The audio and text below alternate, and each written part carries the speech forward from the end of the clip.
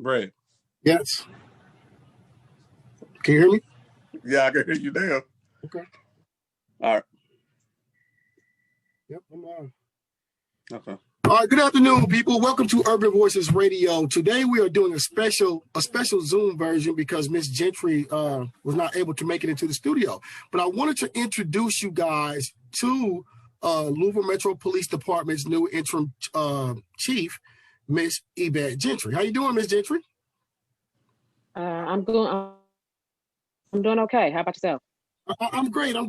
Look, we brought you on because we just want to give an introduction to the people, and we want to get to kind of know you, and talk about a few topics. I know there's some parameters that we can't get into, obviously, because of the optics of LMPD right now.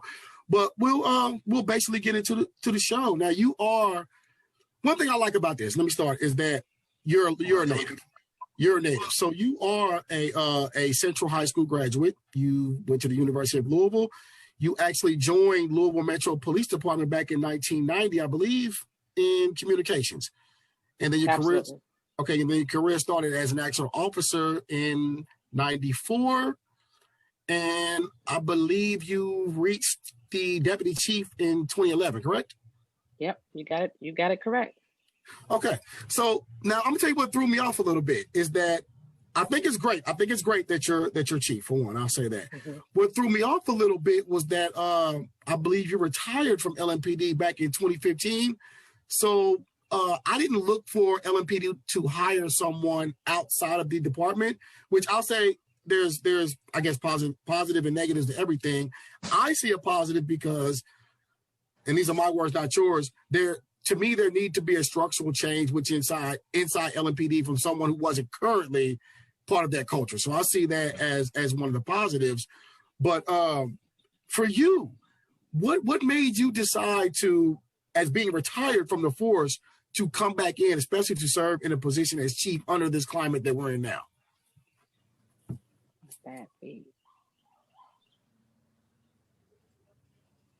Are you there, Ms. Gentry? Did she freeze on us? It looks like her screen may be frozen. I don't know if she's having technical problems on her end or not. Can you guys? It looks like she's having a little trouble. She muted for a minute. Okay, I think she's coming back in. Yeah, I kind of lost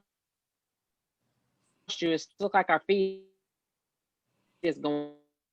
Yeah, it does like in and out. But right. I don't know what my options are. We can hear you though. Okay. Yeah, we can hear you. Okay. Yeah, we'll go for a minute.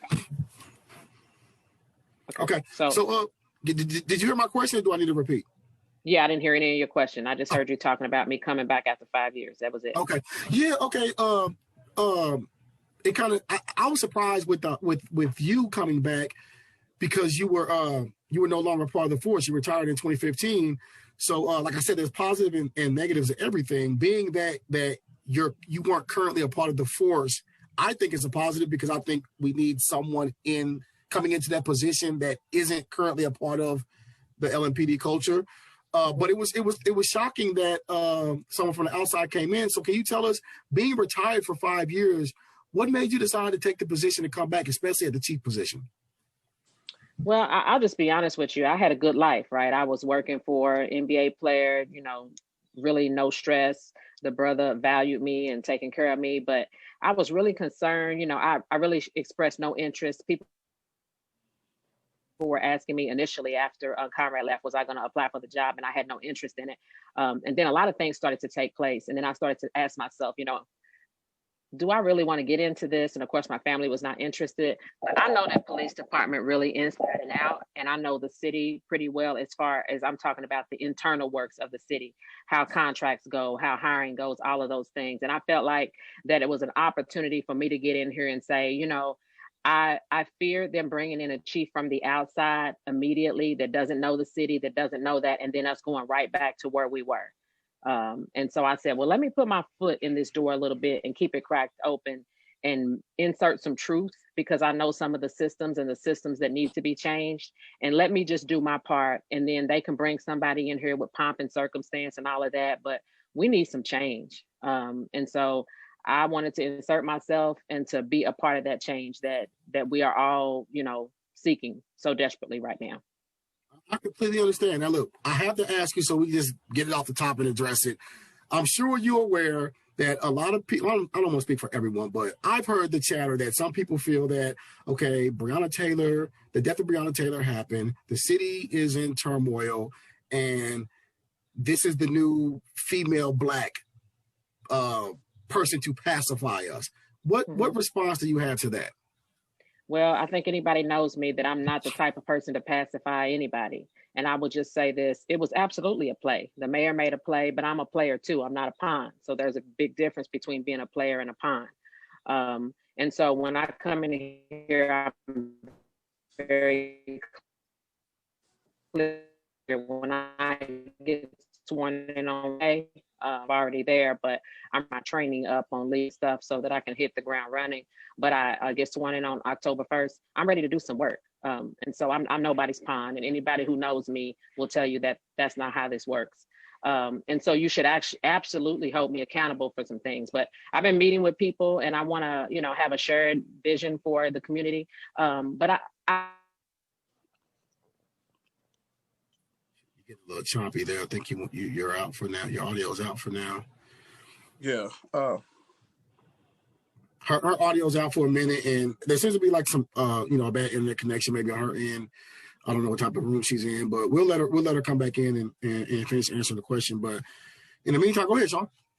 No, I was just going, saying as far as, the climate of what's going on now, and with the Breonna Taylor case, what changes can we look forward to as far as it goes, and how she felt about the decision. We'll see if she can get back in, because I don't think she can hear your question right now. But one thing I do want to say is that she just acknowledged something, and I'm glad she acknowledged that she said, yeah, the mayor definitely made a play, but I'm a player too. And I get that. She may be trying to come back in the room in a second. We'll see if we can get her in, because she just logged out. But she said the mayor made a play and I'm a player too. And I get that. In all spaces of business, people make plays and people use people for certain situations, but she's saying, hey, look, it looks good for the mayor to bring me in, but also it gives me the opportunity to come in and do the work, and I'm not a pawn. So am I back up? Yep, you're back up now. Yes, ma'am.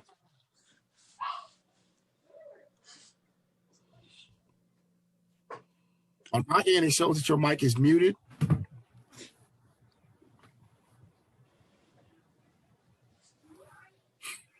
We'll give her a second or two, though. But yeah, I think from what I've heard about Miss Gentry is that, she's about her business. She's about her business. So I look for her to come in and kind of shake things up. Like I said, there's a positive and negative to both. So we'll see what comes. Sean, you're on mute. I wasn't. Yeah. Go ahead.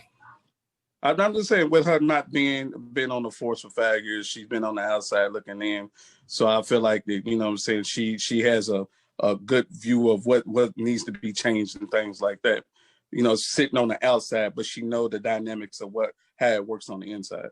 Myself, I'm not happy with the inside hire. Not Miss Gentry. I'm saying we had Schroeder, whatever his name is, come in and replace Conrad. And I think Schroeder was just he was right under Conrad. I don't know if he was a deputy chief, but he was, in that administration. So for me, it really didn't even change hands when Schroeder came in. So in my opinion, someone needs to come in from the outside and shake this entire department up as a whole, because as we see, there appears to be a culture in that department that may have been started under Conrad that doesn't appear to be, a healthy culture. Hey, Brad, it says that the host got everybody muted.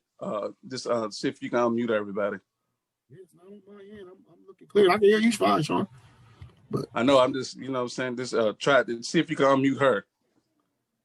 I think I'm back up. You're back up? Yeah, you up. I think I'm back up. I don't know Zoom if is taking my wild, but, Zoom is crazy. you So are if I back up. take my picture off and y'all don't see me, sometimes my feed is better, but I don't know which one, So if y'all want to leave my If I can put the picture up when I had my hair done and all of that stuff, then you can hear me better, I think. I mean, whichever one you think works best for you. It's okay, but I was kind of mid-question, so start wherever. I hate that it's kind of been disconnected here, but I'm here as long as you need me, so go ahead. No, I think, Brad, you had the question about, I guess we just go from there. How do you feel about the decision about the Breonna Taylor's case, if you can elaborate a little bit on it?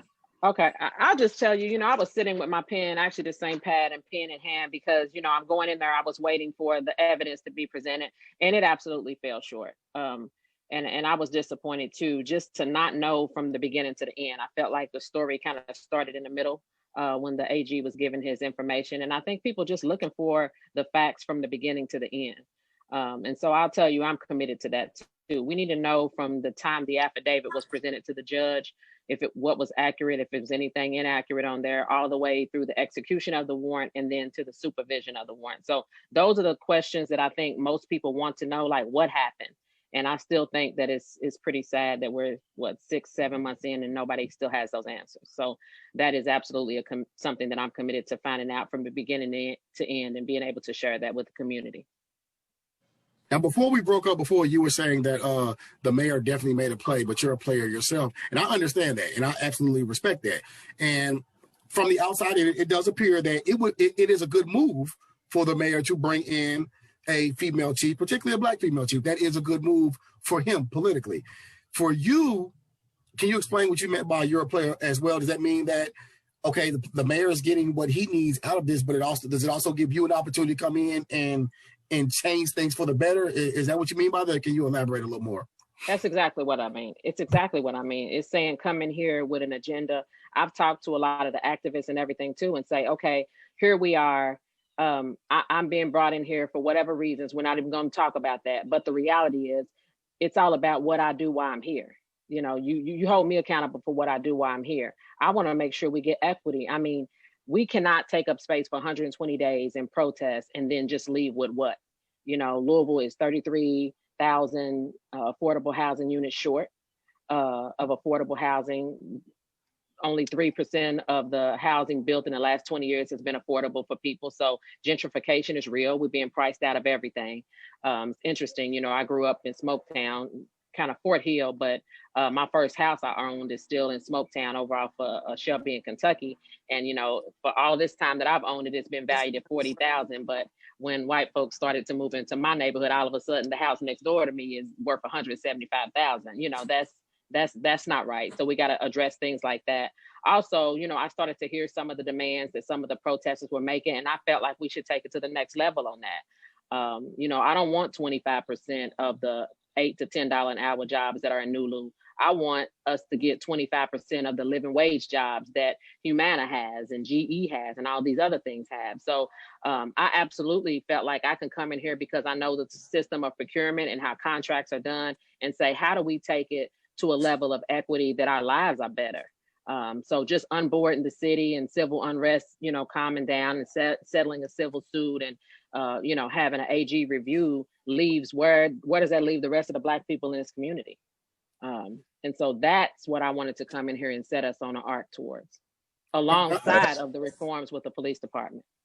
Okay. Have you thought about taking? I have a two-part question for you. Traditionally, well, I don't know because I haven't been a police officer, but from the outside looking in, it always appears that not just LMPD, but any police force, it always comes across that the chief of police is a direct hire of the mayor. Therefore, they are essentially a mouthpiece for the mayor, or the mayor is in total control of that police force.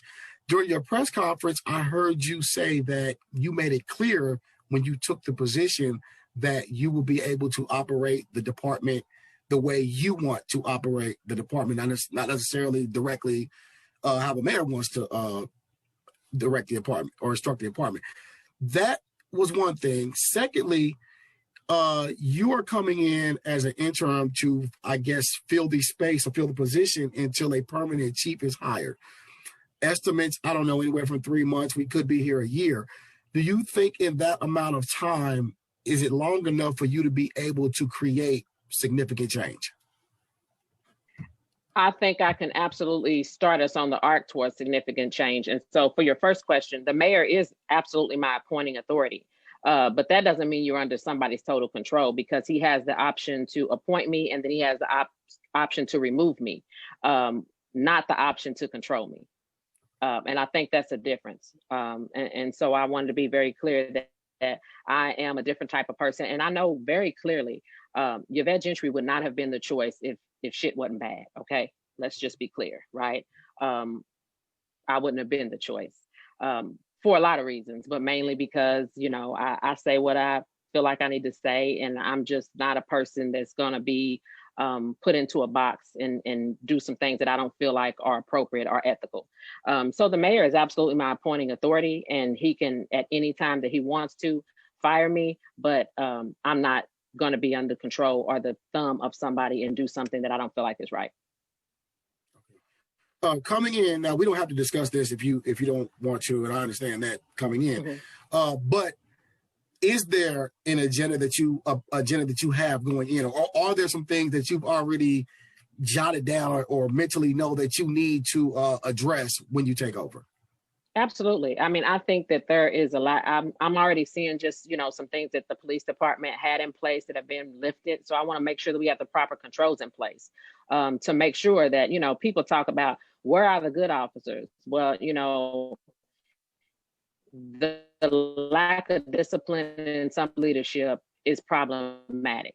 When you got putting out stuff on Facebook about these are going to be the people washing our cars, where does that leave the frontline officer that's been out there for a year or for 2 years? What kind of message is that setting? So the leadership and the discipline is going to be something that absolutely I have to look at from day one. But like I said, I'm not here for a single issue struggle. I know what I have to do in the police department, and you're going to see me do that work. But I'm talking about across all systems, how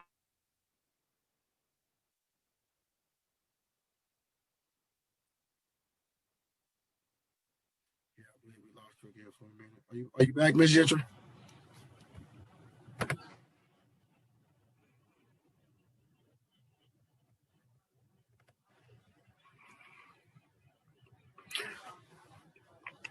Sean, are you and T still with me? Yeah, I'm here. Yeah, we still here.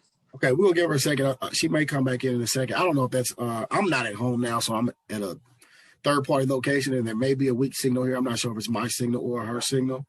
It's always the operator. We always gonna blame the operator. Blame me. Blame me. I don't know if the internet connection is very well here where I'm at, but we're getting her in and out, and she's giving some valid points. You know what I'm saying? It makes you very optimistic about what's coming and what's going. And I'll say from like I said, for me, the pros are that the experience is definitely there. She's been involved. She's been in the force since 1990. So we're looking at what, 20 years? 20 years. But she also part of the community, and I think that's 30 years. Right. Yeah. But I also think the bonus is that she's a part of the community also, and she's been living here. Right. She's a part of the community. She's from this community, and she appears to be somebody that runs her own show. So those are the positives going into this. Do we have you back, Ms. Gentry? Yeah, I'm back. Okay, you're back. When you went out, you were saying that you are your own person, and you know no one can quote control you. And then we started losing you. Then no, you started to say that it's not just about the police department. You want to bring change all across the board for particularly people of color, but for the city of Louisville in general. Yeah, and the police department too. We have got to get some more. When we're 10% Black people, and let me say this because I don't think this is something people realize. Before there was a public protest in March of 2020, there was a group of Black officers in 2019 that brought some of the same concerns up to the chief of police. They met with them internally, right? Before there was a protest in 2020, there was a group of Black officers and some white officers that came to Chief Conrad and said, look, we are not happy with the way things are headed in this police department. We got units that don't have any Black people in them. We got divisions that don't have any Black people in them. Our training doesn't have any Black instructors in them. This was in 2019. So I want people to understand that just because you work on the police department doesn't mean that you can condone all the behaviors, and that there's activism that's taking place in a lot of places. And this is a year in advance of any march for Breonna Taylor. So I want people to have hope, to know that there were people already realizing that we need more Black police officers. We need more, we need some change in this agency. We need to make sure we have some controls. So absolutely, I'm not coming in here acting as if like everything's gonna be roses and here I am. And I don't know if you all are aware, but when people started talking about even mentioning my name, I got hit with some racism on the department, like that Negro ain't gonna be our chief, and threatening to come to me and take me out and all of that kind of stuff. I'm not aware of that. Was that like what, social media? On social media. So so I'm very clear. And a lot of my history people don't really realize. In 2005, when I worked my behind off right after having my twins, I became number 2 on the lieutenant's list, and I had to go all the way to circuit court because they filed an injunction because they wanted to see my scores, because they didn't feel like I was good enough or smart enough to be number 2 without cheating. And so I'm very aware of how the systems feel about, have felt about Black people, Black women in this police department. We've come a long way. I'm saying that was 2005, that was 15 years ago. Along with those, pretty much everybody who sued for that is gone now.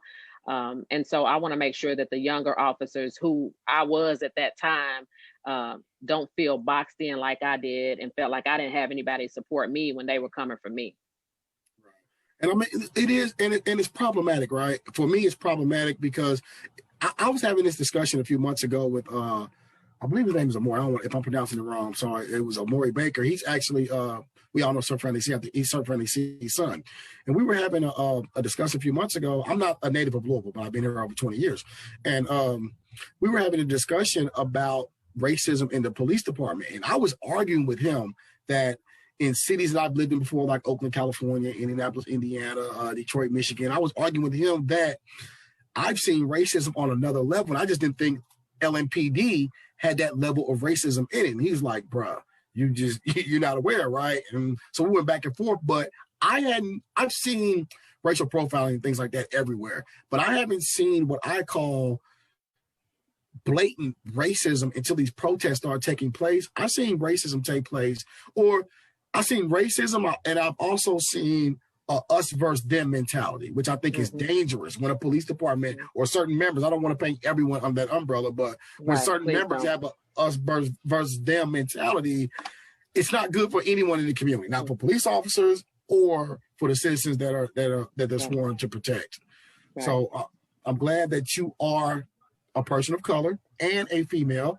And by the way, congratulations, because you are the first African-American female chief of police in the city of Louisville. I don't know if people recognize or want to acknowledge that, but that's the reality. So congratulations there. But I am glad to have you as a chief, and I'm glad that you chimed in with us today to let people get to know you. Is there anything else you want to let the people know before going out that you haven't mentioned yet? I just want to reiterate, I mean, Louisville Metro Police, when I left, was a good police department.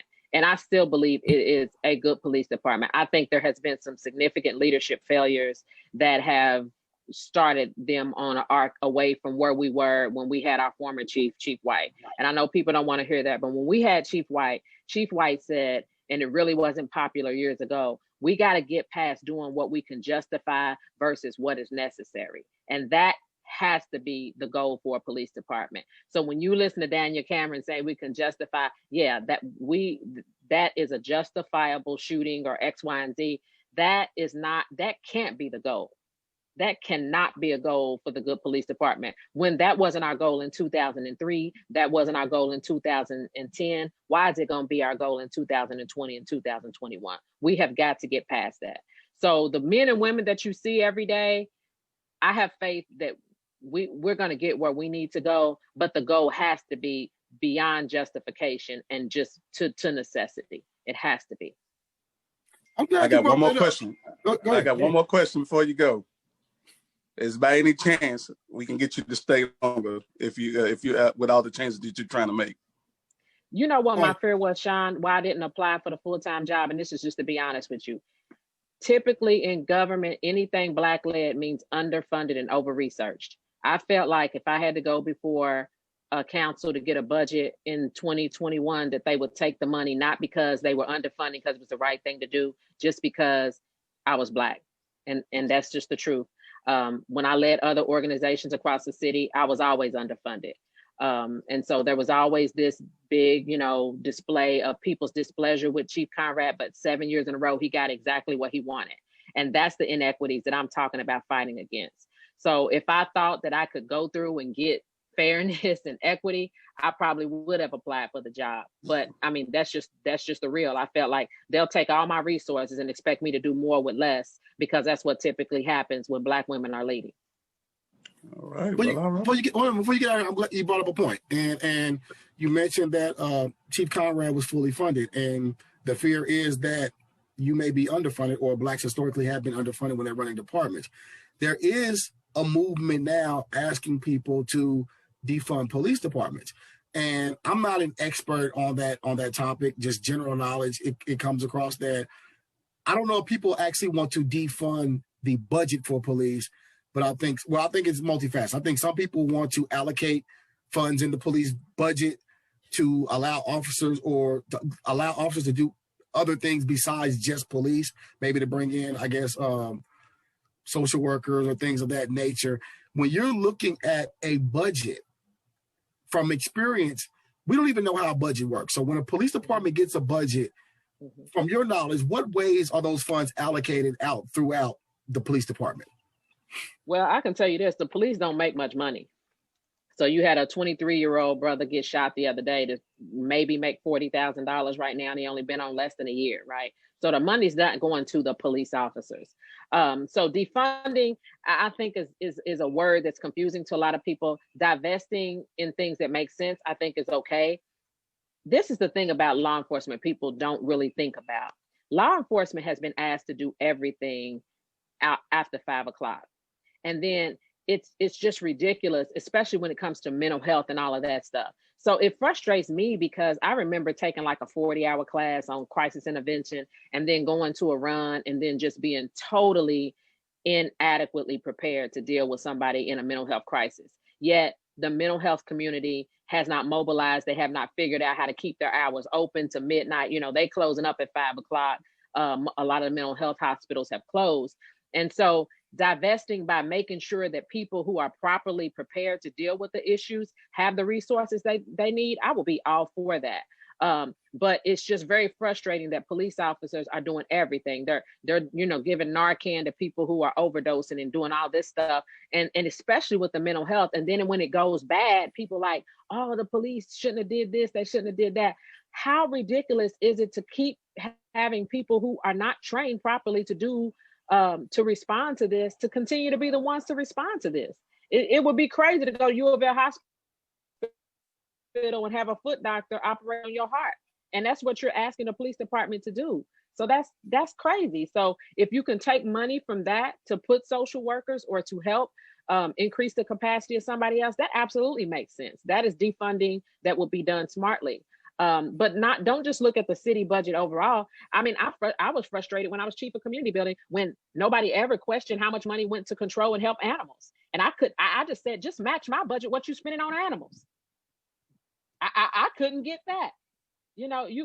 And that's the crazy part of us saying it's not a single issue struggle. How can nobody ever question if dogs need whatever, they got they built a new animal shelter and my community centers were falling down. So we just got to figure out, the budget is our moral document. The overall city budget is our moral document. Where are we spending our money?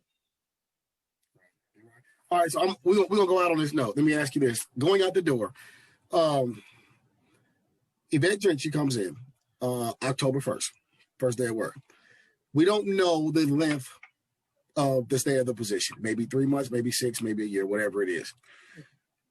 At the end of this, when it's up and we hire, the city hires a new police chief, what would Yvette Gentry have liked to accomplish with her time as chief of LMPD?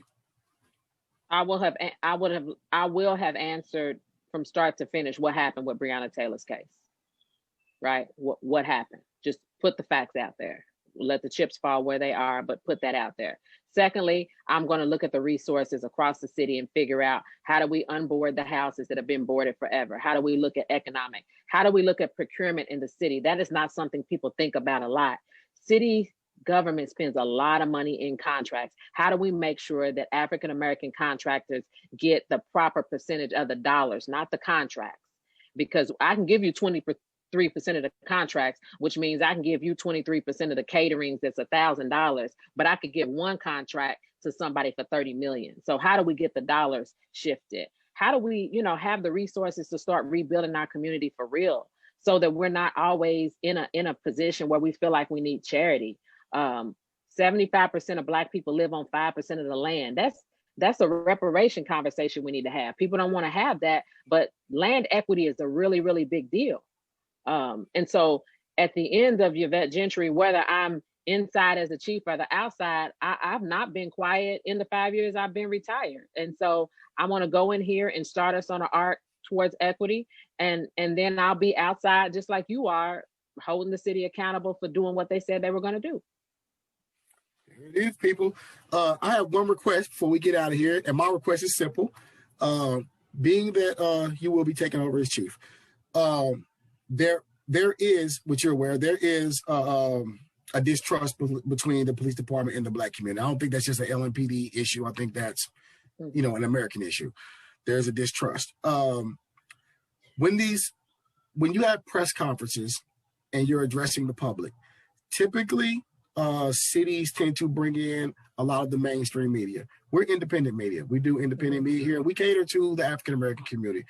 Right. We would ask that at least you consider including myself or my team or another independent media group in at some of these press conferences just to tell the story. And we're unbiased. Well, we're targeting a Black audience, but I mean, we do give the information pretty fair, I believe. So we just ask that myself or any other independent Black media outlet, somebody's at the table when these press conferences are taking place, so we can pass the story on to people as well. Absolutely. I would be, it would be wrong for the first Black female to be in there and not give access to her people. So I hear you. There it is, people. That is Miss Yvette Gentry, taking place Louisville LMPD Chief of Police October 1st, correct? Yes, Thursday. Thank you. Thursday, she helps to hit the ground running. People tune in to Urban Voices Radio every Saturday afternoon at 1 p.m. on 106.3 FM, and we're out of here. Thank you, Miss Gentry. Thank you. Thank you. Bye-bye.